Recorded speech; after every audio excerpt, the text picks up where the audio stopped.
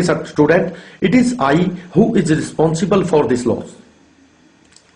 अब देखिए स्टूडेंट कि जब हम इंग्लिश सीखते हैं तो हम ये देखते हैं कि इट इज आई, तो इसमें इज जो है वो वर्ब टू बी है। वर्ब टू बी यानी होना, is am are, was verb, ये सभी हेल्पिंग वर्ब होते हैं, इसको हम वर्ब टू बी कहते हैं। और टू बी के बाद हमेशा नॉमिनेटिव केस का प्रयोग होता है, लेकिन आजकल इंग्लिश स्कॉलर्स में काफी मतभेद रहा है, इसलिए ये इंग्लिश में नियम फाइनल हुआ है कि इट इज आई, अगर इट इज के बाद हम इज के बाद वर्ब टू बी के बाद अगर खाली आई बोलकर और सेंटेंस को खत्म कर दें तो यहां पर आई नॉमिनेटिव केस होता है। ये आपको आगे लेसन्स में पता चलेगा।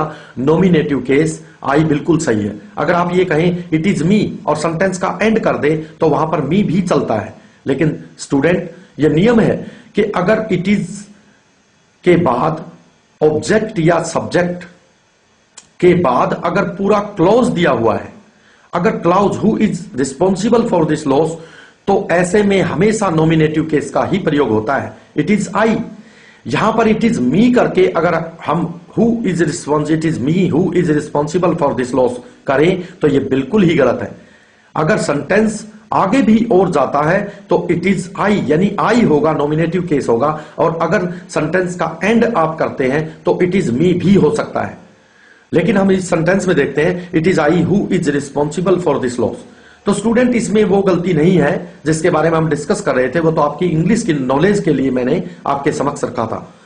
इसमें देखिए इट इज आई कहता है ये मैं हूं जो is responsible for this loss. तो देखिए यहां रिस्पॉन्सिबल जो है वो इट इज आई है, वो आई है, तो आई के लिए हम इज का प्रयोग कैसे कर सकते हैं?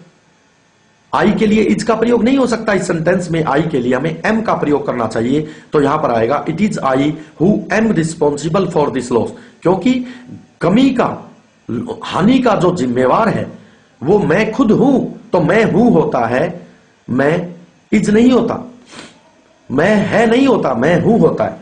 दूसरे सेंटेंस में देखिए students, his son is more intelligent than any boy of this locality. तो स्टूडेंट्स इंग्लिश का ये नियम है, इंग्लिश का ये नियम है, आप ध्यान से सुनेंगे कि डिग्री 3 तरह की होती है, तो आपको डिग्री की नॉलेज होना भी बहुत ही जरूरी है। ये मैं लेसन आपको इसीलिए दिखा रहा हूं कि आपको किस किस बात की नॉलेज होना जरूरी है, वो उसके बिना आप इंग्लिश स्पीकिंग और इंग्लिश राइटिंग में दक्षता हासिल नहीं कर सकते। His son is more intelligent than any boy of this locality.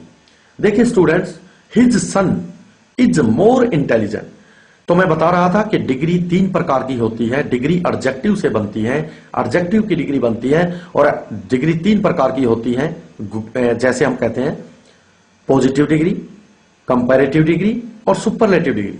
Example ले सकते हैं हम, गुड पॉजिटिव है, बेटर कंपैरेटिव है, और बेस्ट सुपरलेटिव डिग्री है। His son is more intelligent, तो देखिए यहां पर मोर इंटेलिजेंट के साथ लगा है, ये कंपैरेटिव डिग्री है, क्योंकि कई शब्द ऐसे होते हैं जिनकी डिग्री ईआर और ईएसटी से नहीं चलती, उनके आगे मोर और मोस्ट लगाना होता है।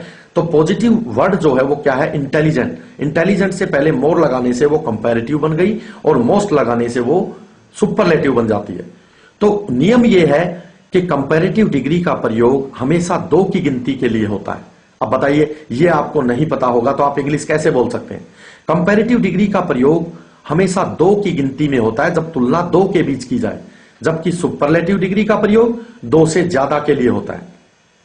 तो अब हम यहां देखते हैं, his son is more intelligent than any boy of this locality.